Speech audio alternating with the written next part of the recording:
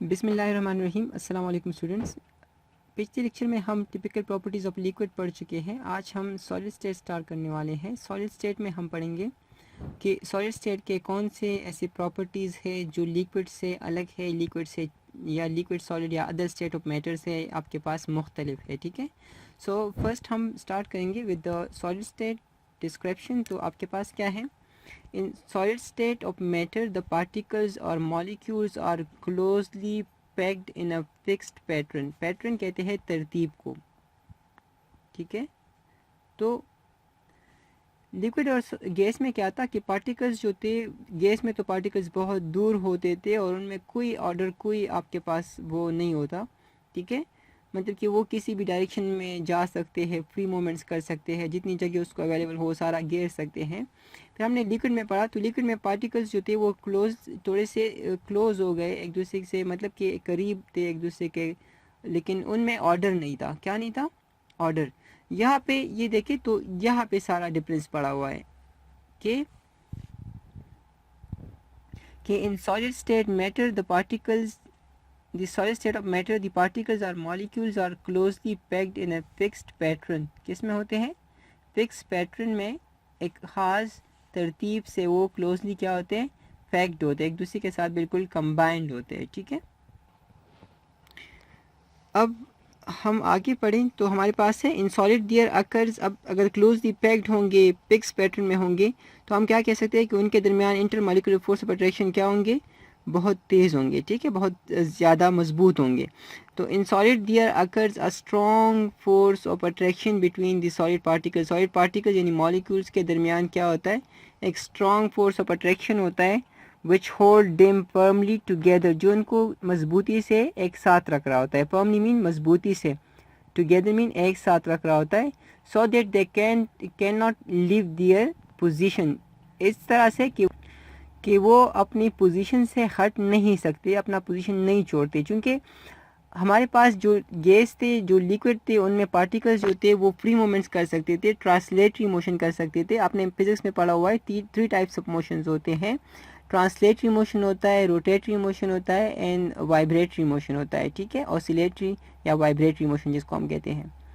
तो गैसेस और लिक्विड में आपके पास ट्रांसलेटरी मोशन होता है, उसमें पार्टिकल्स जो होते हैं वो फ्री मूवमेंट्स करते हैं किसी भी डायरेक्शन में। सॉलिड में आपके पास चूँकि इंटरमॉलिक्यूलर फोर्सेस बहुत स्ट्रॉन्ग होते हैं सॉलिड पार्टिकल्स के दरमियान, चाहे वो मॉलिक्यूल हो, चाहे वो आयंस वगैरह हो, जो भी हो आपके पास, तो उनके आयंस या पार्टिकल्स के दरमियान हम कह सकते हैं कि मॉलिक्यूल्स और आयंस के दरमियान फोर्स ऑफ अट्रैक्शंस जो होते हैं वो बहुत स्ट्रॉन्ग होते हैं, जिसकी वजह से वो बहुत मजबूती से एक दूसरे के साथ पकड़े, जो इनको बहुत मजबूती से एक दूसरे के साथ पकड़े रखता है, और यही वजह है कि वो अपना पोजीशन नहीं छोड़ सकते, सो that they can not leave their position. फिर यहाँ पे आपको बताया जा रहा है कि इन सॉलिड पार्टिकल पोजेस, ये क्या है? Possess only the vibrational motion. जैसे हमने पढ़ा कि गैसेस में और लिक्विड्स में आपके पास वाइब्रेटरी मोशन भी था आपके पास, और इसके साथ साथ उसमें ट्रांसलेटरी मोशन भी था। ठीक है, वाइब्रेटरी इन अ सेंस कि जैसे वो कोलाइड करते हैं एक दूसरे के साथ, तो वो फिर उस टाइम पे थोड़ा सा वाइब्रेशन भी उनमें होता है, और ट्रांसलेटरी इन अ सेंस कि वो मूवमेंट्स करते हैं free in every direction, each and every direction. Solid particles में सिर्फ वाइब्रेटरी मोशन होती है, सिर्फ वो मोशन होती है। Vibratory means to and fro motion और अप एंड डाउन मोशन जो आपके पास होता है, जो एक ही मीन पॉइंट पे इस तरह कर रहा होता है, तो ये आपके पास क्या है? ये वाइब्रेटरी मोशन है, टू एंड फ्रो मोशन। ठीक है, और इसको हम क्या कहते हैं? अप एंड डाउन मोशन जो आपके पास होता है थ्रू अ मीन पोजीशन। ठीक है, तो ये इसको हम वाइब्रेटरी मोशन कहते हैं। ठीक है, तो सॉलिड में आपके पास ओनली वाइब्रेटरी मोशन पाया जाता है। Hence solid can not diffuse like gases. अब अगर वाइब्रेटरी मोशन है और इसमें ट्रांसलेटरी मोशन नहीं हो सकता, वो पूरी मूवमेंट्स नहीं कर सकते, फ्लूइडिटी उनमें नहीं है, मोबिलिटी नहीं है उसमें उस तरह से, तो इस वजह से लिक्विड और गैसेस की तरह सॉलिड डिफ्यूज नहीं हो सकती। दैट मीन्स कि diffusion is not a property of solids. ठीक है, diffusion is not a property of a solid, और ख़ास तौर पे बिल्कुल लिक्विड और गैस की तरह, लिक्विड और गैस की तरह ये डिफ्यूज नहीं हो सकती। ठीक है, सम टिपिकल प्रॉपर्टीज़ ऑफ सॉलिड आपको दी गई है। टिपिकल मैंने आपको बताया था, जनरल प्रॉपर्टीज़ को कहते हैं जो सारे लिक्विड, सॉलिड या गैसेस में मतलब मुश्तरक होती है, ठीक है। जैसे सारे लिक्विड में अगर प्रॉपर्टीज़ मुश्तरक है तो टिपिकल प्रॉपर्टीज़ ऑफ लिक्विड कहलाएंगे, सॉलिड में है तो टिपिकल प्रॉपर्टीज़ ऑफ सॉलिड कहलाएंगे, ठीक है।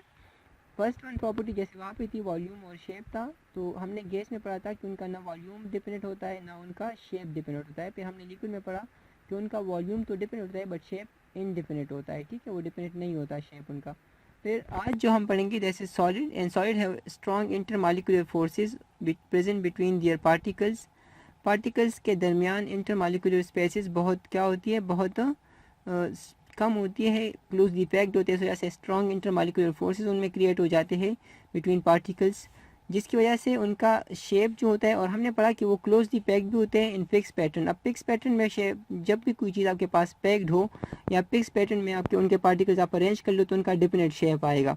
इसको आप अपनी लाइफ के साथ लिंक करना चाहो तो जैसे आप असेंबली के लिए बाहर निकलते हो ना, ठीक है, तो आपने देखा होगा कि जब आपको लाइंस में खड़ा किया जाता है बिल्कुल हाथ डिस्टेंस रख के, आपके वो एक हाथ डिस्टेंस होता है ना, आप दो बच्चों के बीच में या कुछ इस तरह से होता है आपके पास, तो उससे क्या होता है कि आपका एक ख़ास शक्ल आ जाता है, वो स्क्वायर शेप्ड आ जाता है, रेक्टेंगुलर शेप आ जाता है, ठीक है।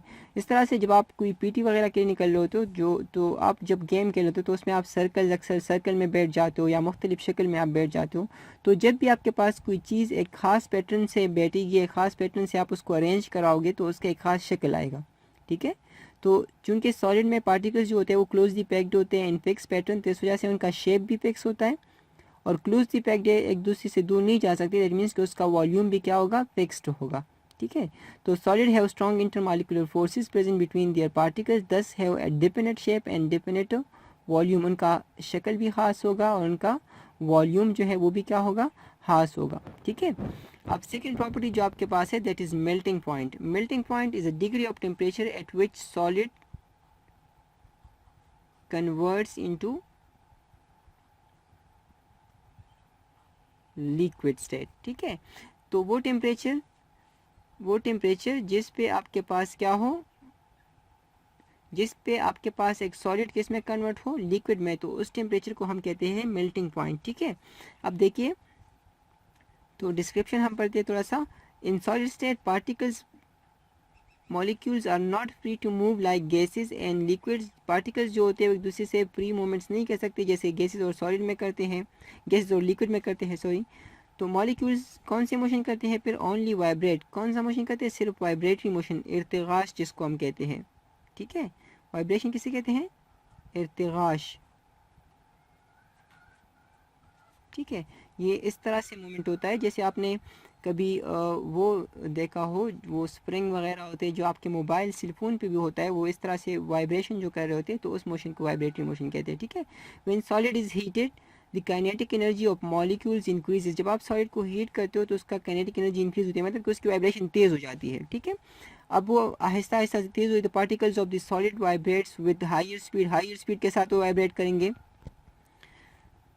वाइब्रेटरी मोशन और तेज़ हो जाता है। When the energy is continuously supply, अगर आप एनर्जी कंटिन्यूसली सप्लाई करोगी, a stage is reached at which the particles leave their main position, जिस पे पार्टिकल्स अपनी मेन पोजीशन जिसके इर्द गिर्द या जिसके अगेंस्ट वो वाइब्रेट कर रहे होते हैं, ये मेन पोजीशन है परस करे आपके पास, ठीक है, और ये इस तरह से वाइब्रेट कर रहे हैं, तो ये अपना मेन पोजीशन को छोड़ देते हैं। जब ये छोड़ देते हैं तब जब आप उसको कंटिन्यूसली क्या प्रोवाइड करते हो, एनर्जी प्रोवाइड करते हो, ठीक है।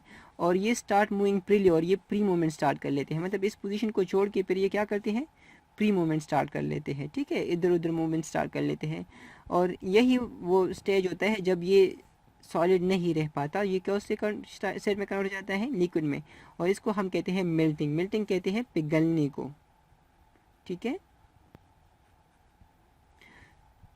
फिर आपको डिफिनेशन लिखवाई गई है, the temperature at which solid starts melting and exist in dynamic equilibrium with liquid state is called melting point, ठीक है।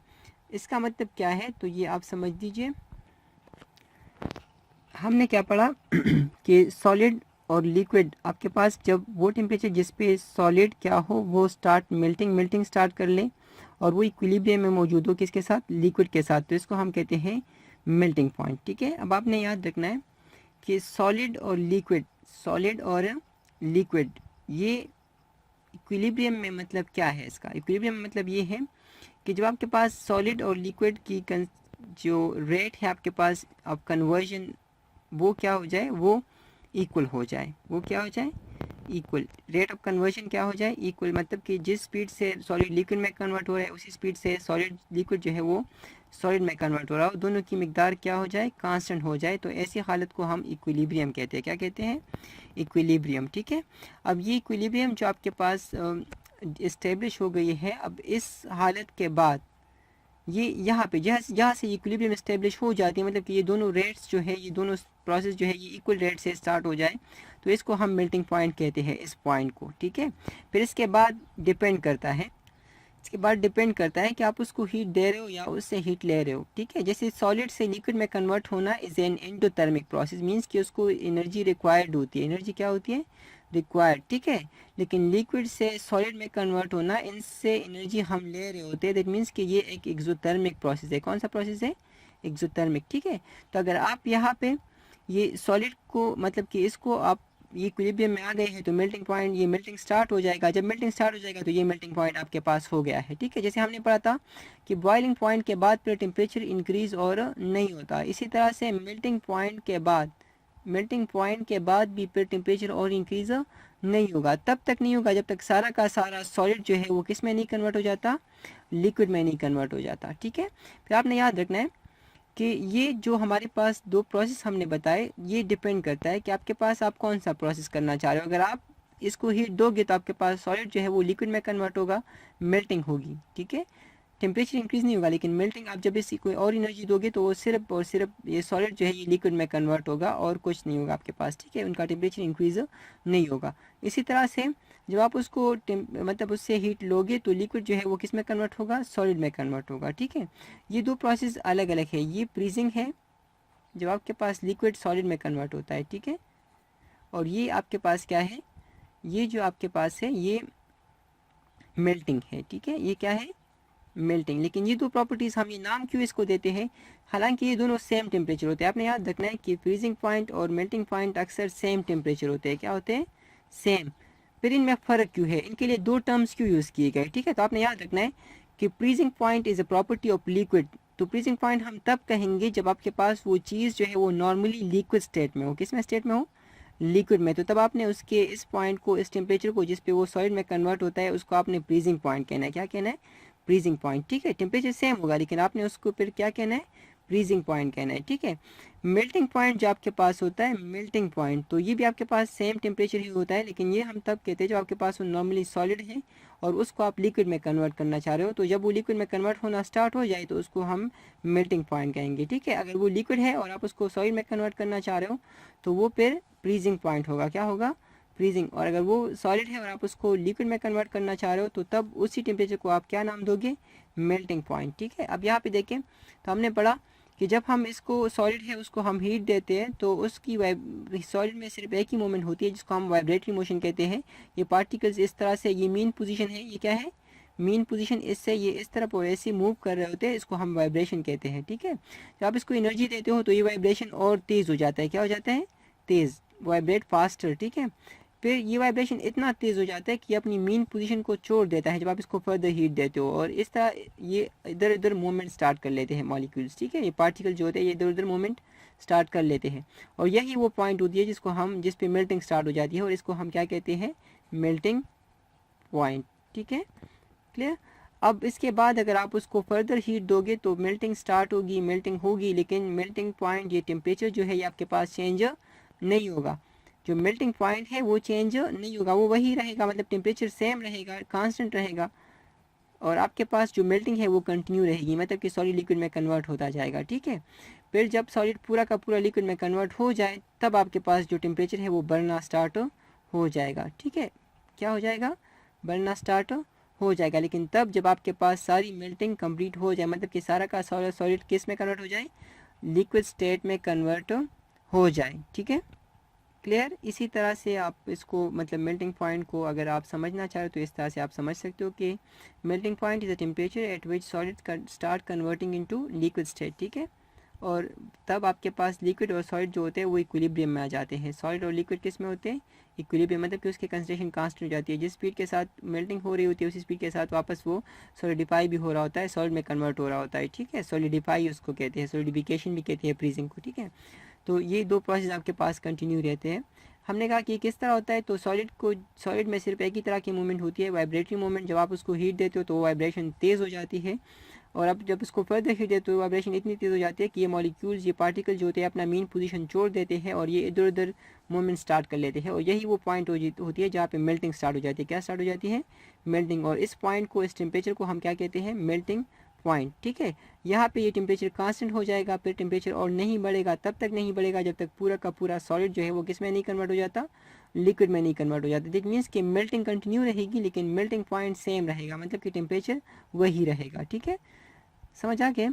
हमने पढ़ा कि फ्रीजिंग पॉइंट, मेल्टिंग पॉइंट अक्सर सेम टेम्परेचर होते हैं। फिर फ्रीजिंग पॉइंट क्यों कहते हैं, मेल्टिंग पॉइंट क्यों कहते हैं, तो आपने याद रखना है कि फ्रीजिंग पॉइंट तब हम कहेंगे जब आपके पास वो चीज़ लिक्विड हो और अपने उसको किस में कन्वर्ट करना हो? सॉलिड में कन्वर्ट करना हो, तो वो आपके पास फ्रीजिंग पॉइंट होगा। And freezing point is a property of liquid, मतलब कि वो नॉर्मली रूम टेम्परेचर पे ऑर्डिनरी कंडीशन में वो लिक्विड होते हैं और आप उसको सॉलिड में कन्वर्ट करना चाह रहे हो, तो तब उसका टेम्परेचर जिस पे वो सॉलिड में कन्वर्ट होते हैं उसको हम फ्रीजिंग पॉइंट कहते हैं, ठीक है। लेकिन जब आपके पास वो चीज़ जो है वो नॉर्मली सॉलिड हो और आपने उसको लिक्विड में कन्वर्ट करना हो, तो फिर उसी टेम्परेचर को आपने क्या कहना है? मेल्टिंग पॉइंट, ठीक है। अब देखिए आपको यही बात बताई गई है, at melting point temperature doesn't change and remains constant until the whole solid is converted into liquid state. Temperature melting point पे कांस्टेंट रहेगा, चेंज नहीं होगा जब तक आपके पास पूरा का पूरा सॉलिड क्या नहीं हो जाता? लिक्विड स्टेट में कन्वर्ट नहीं हो जाता, ठीक है। Melting point of solid depends on the strength of attractive forces, ठीक है। ये तो हमारे पास पहले से भी है, मेल्टिंग पॉइंट हो, चाहे फ्रीजिंग पॉइंट हो, चाहे बॉइलिंग पॉइंट हो, जो भी हो आपके पास, वो सब डिपेंड करते हैं इंटरमॉलिक्यूलर फोर्स के स्ट्रेंथ पे, ठीक है। तो जो अट्रैक्टिव फोर्स होते हैं आपके पास, जो स्ट्रेंथ्स होते हैं आपके पास, अट्रैक्टिव फोर्स मीन आयन, हमने पढ़ा था पहले भी कि मेल्टिंग पॉइंट हो, चाहे बॉइलिंग पॉइंट हो, चाहे फ्रीजिंग पॉइंट हो, तो वो डिपेंड करता है स्ट्रेंथ ऑफ इंटरमॉलिक्यूलर फोर्सेस पे, या strength of attractive forces between particles, जो पार्टिकल्स को होल्ड करते हैं अपने साथ, ठीक है, एक दूसरे के साथ, ठीक है। तो ये जो सॉलिड की मेल्टिंग पॉइंट है ये भी डिपेंड करती है अट्रैक्टिव फोर्सेस पे, अट्रैक्टिव फोर्स पे डिपेंड करती है जो इन पार्टिकल्स को एक दूसरे के साथ इकट्ठा रखती है, ठीक है, इन फिक्स अनफिक्स पोजीशन। अब melting point is a characteristic property of crystalline solid, ये क्रिस्टलाइन सॉलिड की जो ट्रू सॉलिड जिसको हम कहते हैं, crystalline solid means true solid, ठीक है, जिनमें पार्टिकल्स जो होते हैं वो क्लोजली पैक्ड होते हैं इन रेगुलर और फिक्स पैटर्न, तो ऐसे सॉलिड को हम पे कहते हैं क्रिस्टलाइन सॉलिड। तो melting point is a characteristic property mean कि ख़ास खसूसियत है, क्या है? ख़ास खसूसियत, ठीक है। ख़ास खसूसियत उसको कहते हैं जिस पे आप किसी चीज़ को, किसी चीज़ का नेचर बता सकते हो, किसी चीज़ की प्योरिटी चेक कर सकते हो, खालिसपन चेक कर सकते हो उनका, ठीक है। तो melting point is a characteristic property of crystalline solid means के आप क्रिस्टलाइन सॉलिड की, अगर आपने सॉलिड की प्योरिटी चेक करनी है, खालिसपन चेक करना है, तो आप उसको मेल्टिंग पॉइंट से चेक कर सकते हो, ठीक है। ये आपके पास उसका एक ऐसी प्रॉपर्टी है जिससे आप क्रिस्टलाइन सॉलिड की प्योरिटी का अंदाज़ा लगा सकते हो। अगर मेल्टिंग पॉइंट सेम आ रहा है, फिक्स्ड आ रहा है, एक शार्प वैल्यू आ रही है, शार्प वैल्यू, आप आगे पढ़ोगे, crystalline solid type of solid है जिसमें पार्टिकल जो होते हैं वो प्रॉपर्ली अरेंज होते हैं रेगुलर पैटर्न्स में, उनके खास शक्ल आते हैं, खास ज्योमेट्रिकल शेप्स आते हैं, तो ऐसे सॉलिड को हम क्रिस्टलाइन सॉलिड कहते हैं या ट्रू सॉलिड कहते हैं, ठीक है। और आपने याद रखना है कि इनके शार्प मेल्टिंग पॉइंट्स होते हैं, क्या होते हैं? Sharp melting point. शार्प हम कहते हैं वन वैल्यू को, ऐसे मेल्टिंग पॉइंट जिसकी एक ही वैल्यू होती है, मीन्स के परस करें आपको इन ACL का बता दें कि उसका 801 है, अब 801 डिग्री सेल्सियस आपके पास एक ही वैल्यू है ना, ठीक है। अगर मैं आपको ये बताता कि इसका मेल्टिंग पॉइंट 801 से लेकर 900 तक है, तो ये फिर वन वैल्यू नहीं होती है, इसको फिर हम शार्प मेल्टिंग पॉइंट नहीं कहेंगे, ठीक है। अब अगर इन ACL का मेल्टिंग पॉइंट आपके पास 801 है, दैट मीन्स कि ये प्योर है, ये क्या है? प्योर है आपके पास, ठीक है। इसी तरह से ये जो सॉलिड है इसकी प्रॉपर्टी मेल्टिंग पॉइंट आपके पास क्या है? ये एक ख़ास खसूसियत है जिससे हम सॉलिड की प्योरिटी चेक करते हैं, ठीक है। फिर ये आपको एक वही बात समझाई गई है कि सॉलिड जब लिक्विड में कन्वर्ट होता है तो उस टेम्परेचर को हम मेल्टिंग पॉइंट कहते हैं, सेम टेम्परेचर को हम फ्रीजिंग पॉइंट भी कहते हैं, लेकिन ये क्या है? ये कब आप यूज़ करते हो? मेल्टिंग पॉइंट कब यूज़ करोगे, फ्रीजिंग पॉइंट कब यूज़ करोगे, तो आपके पास जब कोई चीज़ नॉर्मली लिक्विड हो और वो उसको आप सॉलिड में कन्वर्ट करना चाहो तो उसको फ्रीजिंग पॉइंट कहेंगे। क्या कहेंगे उस टेम्परेचर पे जिस पे लिक्विड सॉलिड में कन्वर्ट होता है उसको फ्रीजिंग पॉइंट कहेंगे, ठीक है। और वो टेम्परेचर जब आपके पास कोई चीज़ नॉर्मली सॉलिड हो और आप उसको लिक्विड में कन्वर्ट करना चाहो तो वो टेम्परेचर जिस पे वो सॉलिड लिक्विड में कन्वर्ट होना हो तो वो मेल्टिंग पॉइंट कहलाएगा, ठीक है। फिर आपके पास जो नेक्स्ट टॉपिक है दैट इज़ रिजिडिटी। क्या है? Rigidity is a third property of related to solids, ठीक है। रिजिडिटी किसे कहते हैं? सख्तपन को कहते हैं, सख्ती को, जो सख्तपन होता है। अब किसी भी चीज़ में सख्त हम किसे कहते हैं? तो जब हम उस पर कोई ऐसा फोर्स लगाए कि हम उसका शक्ल बिगाड़ देना चाहें, ठीक है, और वो उसके खिलाफ क्या शो करे? रेजिस्टेंस शो करे, मुज़ाहिमत शो करे, तो इसको हम कहेंगे रिजिडिटी। क्या कहेंगे? रिजिडिटी, ठीक है। रिजिडिटी सिंपल हम डिफाइन करें तो रेजिस्टेंस टू डिफॉर्मेटिव फोर्सेस। डिफॉर्मेटिव मीन जो किसी चीज़ के शक्ल को बिगाड़े, जो किसी चीज़ के शक्ल को बिगाड़े। जैसे कि परस करिए आपके पास ये पॉइंटर है, मैं इस पर प्रेशर लगा रहा हूँ, ज़ोर लगा रहा हूँ, ऐसे मैं इसकी शक्ल बिगाड़ने की कोशिश कर रहा हूँ लेकिन ये नहीं बिगड़ रहा, दैट मीन्स कि ये रिजिड है। क्या है? रिजिड है, ठीक है। अब अगर आपके पास कोई नरम चीज़ हो, जैसे कि स्टायरोफोम होता है आपके पास, ये फोम वगैरह होते हैं, डस्टर वगैरह होते हैं, आप उस पर प्रेशर लगाए, फोर्स लगाए तो वो उसका शक्ल जो है वो बिगड़ जाता है, दैट मीन्स कि वो रिजिड नहीं है, वो रिजिड नहीं है, ठीक है। अब कुछ चीज़ें आपके पास सख्त होती है, कुछ सख्त नहीं होती, तो सख्ती इसे कहते हैं रेजिस्टेंस टू डिफॉर्मेटिव फोर्सेस। मतलब कि वो कुव्वतें जो उसमें डिफॉर्मेशन ला सके, जो उसका शक्ल बिगाड़ सके, जो उसमें बिगाड़ ला सके, उसके खिलाफ अगर कोई चीज़ रेजिस्टेंस शो कर रहा है दैट मीन्स कि वो रिजिड है। वो क्या है? रिजिड है, ठीक है। The particles in solid are fixed and closely packed. हमने पढ़ा कि पार्टिकल जो सॉलिड में होते हैं वो क्या होते हैं? वो फिक्स्ड होते हैं, क्लोजली पैक्ड होते हैं, उनके दरमियान स्पेस नहीं होती। अगर स्पेस नहीं होती तो आप उस पर प्रेशर लगाओगे, फोर्स लगाओगे तो वो उनका शक्ल जो है वो बिगड़ेगा नहीं, क्योंकि उनके उनके पोजीशन चेंज नहीं होते, उनकी जगह जो होती है वो फिक्स्ड होती है, डिफिनेट होती है, ठीक है। तो आपको कह रहे हैं कि the particles in solid neither move nor slide over there mean position. ना स्लाइड करते हैं एक दूसरे के ऊपर, ना वो मूव करते हैं, ठीक है। Therefore solids are rigid in their structure. उनके शक्ल जो होते हैं वो सख्त होते हैं। क्या होते हैं? सख्त। उनकी साख्त जो होती है, साख्त स्ट्रक्चर को कहते हैं साख्त, ऐसे लिखते हैं साख्त, ठीक है। तो वो क्या होगा? वो आपके पास सख्त होगा। क्या होगा? सख्त। The solid resist, resist mean मुज़ाहमत पेश करना। The deforming forces, deforming forces mean कि जो उनमें तहरीर ला सके, जो उनका शक्ल बिगाड़ सके।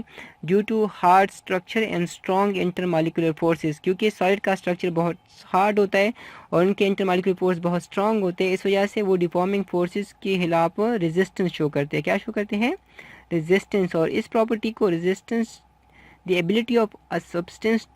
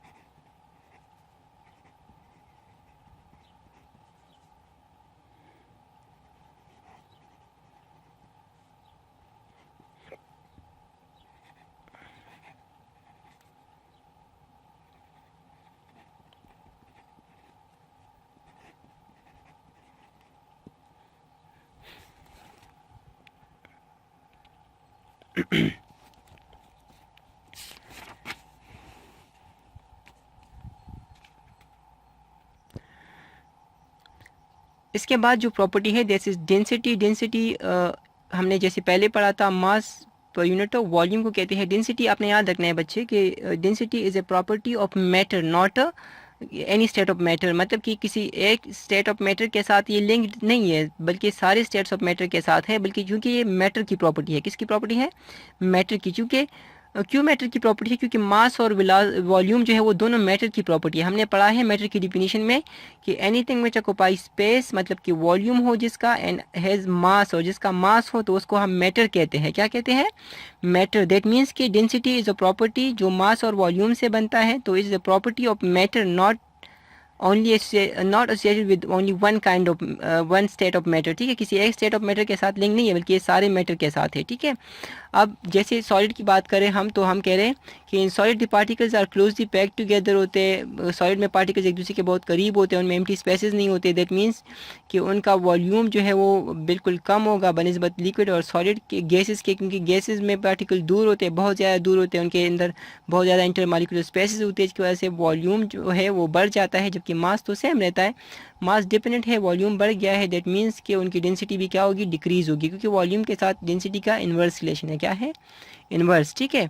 इसी तरह से अगर हम लिक्विड की बात करें तो उसमें भी पार्टिकल्स जो होते हैं वो एक दूसरे से थोड़ा सा उसमें मतलब सॉलिड से उसमें इंटरमॉलिक्यूलर स्पेस थोड़े ज़्यादा होते हैं, ठीक है। इस वजह से उनका भी क्या है कि उनकी डेंसिटी लिक्विड सॉलिड की निस्बत कम होती है, सॉलिड की निस्बत क्या होती है, कम। तो आपको यहाँ भी बताया गया है कि their mass per unit volume जो होते हैं सॉलिड में पार्टिकल क्लोजली पैक्ड होते हैं, एक दूसरे एम्प्टी स्पेसेस नहीं होते उनमें, इस वजह से उनका मास पर यूनिट वॉल्यूम जो होता है जिसको हम डेंसिटी कहते हैं वो ग्रेटर होता है, ज़्यादा होता है। Therefore they have higher densities as compare to the other two states of matter, इस वजह से सॉलिड की डेंसिटी क्या होती है, ज़्यादा होती है अगर हम उसको कंपेयर कर ले with other two states of matter, that means कि अगर हम उनको गैसेज और लिक्विड के साथ कंपेयर कर लें तो सॉलिड्स की डेंसिटी क्या होगी, ज़्यादा होगी, ठीक है। अब साइंटिफिक इन्फॉर्मेशन देखें, ठीक है, इसमें आपको सारे प्रॉपर्टीज़ जो है वो समराइज़ करके बताए गए हैं, मतलब सारे स्टेट्स ऑफ मैटर लिए गए हैं और उनके प्रॉपर्टीज़ को समराइज़ किया गया है। अब देखिए तो कंपैरिजन है, कंपैरिजन मैंने आपको बताया था, कंपैरिजन और डिफरेंस में फ़र्क होता है। डिफरेंस में हम सिर्फ डिसिमिलैरिटीज़ लिखते हैं, जबकि हम कंपैरिजन की बात करें तो कंपैरिजन में हम सिमिलैरिटीज़ और डिसिमिलैरिटीज़ दोनों लिखते हैं, ठीक है। डिफरेंस वाले क्वेश्चन में हम क्या करते हैं कि सिर्फ और सिर्फ उनके डिफरेंसेस लिखते हैं, डिसिमिलरिटीज़ लिखते हैं, उनमें जो मतलब उनमें जो मुख्तलिफ है वो लिखते हैं। जब कंपैरिजन की बात आती है तो कंपैरिजन में हम सिमिलरिटीज़ और डिसिमिलरिटीज़ दोनों लिखते हैं, ठीक है। अब देखें प्रॉपर्टीज़ है solid liquid gases, mass, mass is a property of matter हमने पढ़ा, तो मास देखिए सब में डिपेंडेंट है, क्योंकि ये प्रॉपर्टी ऑफ मैटर है, not a property of single state of matter. तो इस वजह से ये क्या है कि ये सब में सेम है। देखिए मास सॉलिड का भी डिपेंडेंट, लिक्विड का भी डिपेंडेंट, गैसेस का भी क्या है, डिपेंडेंट। अब शेप है, तो शेप आप देखें तो शेप आपके पास ये देखिए तो सॉलिड का क्या है, डिपेंडेंट है, लिक्विड का क्या है, acquires the shape of the container, gases का क्या है, acquires the shape of the container, ये भी शेप ऑफ कंटेनर इख्तियार कर लेते हैं। जैसे हमने पढ़ा था कि ग्लास में डालोगे तो ग्लास की शक्ल, जाम में डालोगे जाम की शक्ल, इस तरह से, और बर्तन में डालोगे तो उसकी शक्ल इख्तियार कर लेगा। इसी तरह से गैसेस भी होते हैं, वो भी कंटेनर की शक्ल इख्तियार कर लेते हैं। मैंने आपको मुख्तलिफ शक्ल के गुब्बारे का बताया था, आप गोल गुब्बारा ले ली तो उसमें गैस उसी शक्ल का होता है, कोई और शक्ल का गुब्बारा ले ली तो उसमें उस शक्ल का इख्तियार कर लेता है, ठीक है। फिर वॉल्यूम है आपके पास, it is also property of matter, लेकिन यहाँ पे थोड़ा सा चेंज है और ये है कि लिक्विड और सॉलिड्स की वॉल्यूम जो है उनका डिपेंडेंट होता है, गैसेस का डिपेंडेंट नहीं होता। अब क्यों डिपेंडेंट नहीं होता, क्योंकि उनके जो ये स्टेट्स ऑफ मैटर है इसमें जो पार्टिकल्स होते हैं वो हाईली एनर्जेटिक स्टेट में चले जाते हैं, हाईली एनर्जेटिक हो जाते हैं पार्टिकल्स। अब जब वो हाईली एनर्जेटिक होंगे तो क्या होगा कि वो फिर कहते हैं ना कंट्रोल में नहीं होते, तो वो इधर उधर जाएंगे, तो इस वजह से उनका जो वॉल्यूम है वो फिक्स्ड नहीं रहेगा, वो चेंज होता जाएगा, क्या होता जाएगा, चेंज, ठीक है। इसके बाद जो आपके पास प्रॉपर्टी है that is compressibility, compressibility means ability to decrease its volume, ठीक है, ability to decrease its volume या साइज़ डिक्रीज़ करे। जो हमने पढ़ा था ये गैस की एक प्रॉपर्टी है कि हम उस पर प्रेशर अप्लाई करते हैं या फोर्स अप्लाई करते हैं तो उनका वॉल्यूम जो है वो डिक्रीज़ हो जाता है, वो कंप्रेस हो जाते हैं। जैसे हमने सीएनजी की मिसाल पढ़ी थी, कंप्रेस नेचुरल गैस जिसको हम कहते हैं, जिस पे प्रेशर इंक्रीज़ हुआ होता है। आपने कभी देखा होगा जब आप गाड़ी ले जाते हो किसी भी सर्विस, किसी भी आप मतलब फिलिंग स्टेशन पे, जो सीएनजी फिलिंग स्टेशन होता है उस पर आप लेके जाते हो तो आप कहते हो ना कि प्रेशर कितना है, तो आपको बताते हैं 200 एटमॉस्फेयर है। अब प्रेशर का हम क्यों पूछते हैं, क्योंकि अगर प्रेशर का हम कम प्रेशर उसमें हो तो वो सही से कंप्रेस नहीं होगा, अगर सही से कंप्रेस नहीं होगा तो फिर वो आपकी जो टैंकी होती है उसमें ज़्यादा वो अच्छे से भरेगी नहीं, ठीक है। जिस तरह से नॉर्मली होता है, अगर आपके पास प्रेशर इंक्रीज़ हो तो वो अच्छे से बढ़ जाती है, आपकी जो आपकी टैंकी होती है गाड़ी की, ठीक है, वो बढ़ जाती है और फिर आप उसको इजीली मतलब आप बहुत जगह तक आपको माइलेज दे रही होती है, ठीक है। अब कंप्रेसिबिलिटी देखें तो गैस सॉलिड जो होते हैं वो नॉट पॉसिबल, उनको हम कंप्रेस नहीं कर सकते, ठीक है। इस तरह से लिक्विड जो होते हैं वो ऑलमोस्ट निग्लेजिबल होते हैं, उनमें कंप्रेसिबिलिटी क्या होती है, निग्लेजिबल, मतलब कि ना होने के बराबर। निग्लेजिबल किसे कहते हैं, ना होने के बराबर, ठीक है। और जो गैसेस होते हैं वो हाईली कंप्रेसिबल होते हैं, उनको आप कंप्रेस कर सकते हो बहुत हद तक, ठीक है। फिर फ्लूइडिटी की बात आती है। Fluidity means ability to flow, ability to flow, ठीक है, एबिलिटी टू फ्लो। तो फ्लूइड्स जो होते हैं वो, सॉलिड जो होते हैं वो फ्लोएबल नहीं होते, वो फ्लो नहीं करते, जबकि लिक्विड भी फ्लो करते हैं और गैसेस भी फ्लो करते हैं। इसलिए वजह से हम लिक्विड और गैसेस दोनों को फ्लूइड्स कहते हैं। क्या कहते हैं, फ्लूइड्स, ठीक है। अब रिजिडिटी की बात करते हैं। रिजिडिटी, सॉलिड जो होते हैं वो हाईली रिजिड होते हैं, सख्त होते हैं, जो लिक्विड होते हैं वो कम सख्त होते हैं, और जो गैसेस होते हैं वो बिल्कुल सख्त नहीं होते, ठीक है। फिर डिफ्यूजन की बात करते हैं। तो सॉलिड में डिफ्यूजन बहुत स्लो होती है, इंतहाई स्लो होती है, लिक्विड में फास्ट होती है और गैसेस में वेरी फास्ट होती है। हमने पढ़ा था कि सॉलिड में डिफ्यूजन लिक्विड और गैसेस की तरह नहीं होती, दैट मीन्स कि ना फास्ट होती ना वेरी फास्ट होती है, बल्कि क्या होती है, बहुत स्लो होती है, ठीक है। फिर स्पेस बिटवीन पार्टिकल्स की बात करें तो सॉलिड में बहुत क्लोजली पैक्ड होते हैं, लिक्विड में फिर वो लेस क्लोजली पैक्ड होते हैं, और जो गैस होते हैं उनमें लीस्ट को क्लोजली पैक्ड होते हैं, मतलब कि वो बिल्कुल भी क्लोजली पैक्ड नहीं, बहुत कम क्लोजली पैक्ड होते हैं, ठीक है। फिर इंटरमॉलिक्यूलर फोर्सेस की बात करते हैं तो सॉलिड में स्ट्रॉन्गेस्ट होता है, इसमें आपके पास स्लाइटली वीकर देन सॉलिड होते हैं, मतलब सॉलिड से वीक होते हैं। फिर गैसेस में आपके पास निग्लेजिबल होते हैं। आपने याद रखना है कि लिक्विड और सॉलिड में फोर्स ऑफ अट्रैक्शन होते हैं, लेकिन फ़र्क क्या होता है इनके, कि उनका शेप और वॉल्यूम फिक्स होता है, सॉलिड का, इनका फिक्स शेप फिक्स नहीं होता। तो ये इस वजह से कि इनमें ऑर्डर नहीं होता। सॉलिड में आपके पास पार्टिकल जो होते हैं वो क्लोजली पैक्ड होते हैं इन फिक्स पोजीशन, जबकि लिक्विड में आपके पास क्लोजली पैक्ड तो होते हैं लेकिन वो फिक्स्ड पोजीशन पे नहीं होते, फिक्स पैटर्न में नहीं होते, इस वजह से वो शेप उनका फिक्स्ड नहीं आता, ठीक है। और गैसेस में तो फिर निग्लेजिबल होते हैं, मतलब कि ना होने के बराबर फोर्स ऑफ अट्रैक्शन होते हैं, ठीक है। ऑर्डिनरी कंडीशन की बात कर रहे होते हैं, ठीक है। तो ये आपके पास थी समरी, जिससे आपके सारी प्रॉपर्टीज़, मतलब कि तीनों स्टेट्स ऑफ मैटर की प्रॉपर्टीज़ आपको याद करने में आसानी होगी अगर आप ये याद कर लेते हो तो, ठीक है। इसके साथ आज का लेक्चर ख़त्म होता है। कल हम अगले लेक्चर में हम पढ़ेंगे टाइप्स ऑफ सॉलिड्स, ठीक है।